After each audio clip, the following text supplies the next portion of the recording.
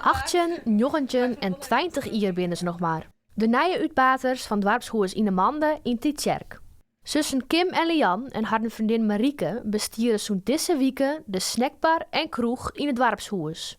Wat begon als een grap, pakte serieus uit. Wij zijn hier altijd al ontwerpt. 2 jaar lang hebben we hier werken bij een oren-eigenaar die ook als beheerder hier in het pand ziet. En die is mij ophouden en toen zijn wij van, nou we willen wel trots zetten. Hier zit dan een stichting in, dus daar hebben we eerst mee op tafel zitten. Toen hebben we ons plan voorlijn en zij vond het ook wel een goed idee. De 3 vrouwen studeer je al een jaar nog. Maar dat houdt haar er net van om de uitdaging om te gaan. Ik studeer ondernemerschap en retail management in Greens. Ja. Ik heel wat over sportkunde, maar... Ik ben hier alleen maar in het weekend en dan trots ik wel met school bezig, dus het is wel goed te combineren voor ons. Voor mijn studie kan je wel weer volle dingen meenemen, dus dat is voor mij wel weer een heel groot voordeel. Bij een frisse start het was zelfs een nieuwe inrichting. De vrouwen hebben de kroeg intussen een lietse make-over doen. Tweede compagnon Lian werd het in Antwerpen, maar toch volop mooi hoe het eruit zien was. Van vorige week hebben we hier alles verbouwd en zijn we er net bij.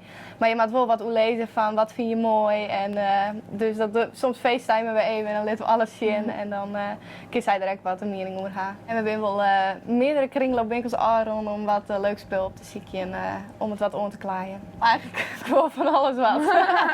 Dus je steekt wel naar de lampen, we halen je verschillende lampen. Dus alles wat we kunnen vinden en wat een beetje leuk voor wie, dat hebben we meegenomen. De snackbar roen al goed voor Marieke, Kim en Lian om het roer kwamen. De vriendin woonde die klanditie net verlengd in litten. We hebben ook al soort wat klanten opbouwd eigenlijk van de snackbar. Iedereen die hier uit de buurt een patatje wil eten, die komt eigenlijk nou wel bij u. Dus het is zonde dat we dat dan altijd net met koeien. Dit is de keuken en hier bakken we de patatvaren in het weekend van de snackbar. Aaron en Freed wie het als vier. De twarren gingen iepen. Er kwam een soort volk op aan. En de vrouwen hebben de smaak intussen goed te pakken. Ze hopen datzelfde succes de komende maand terug te zetten. Ik hoop dat we trasten in mij gaan en dat er al die mensen uit het dorp komen die hier dan zitten.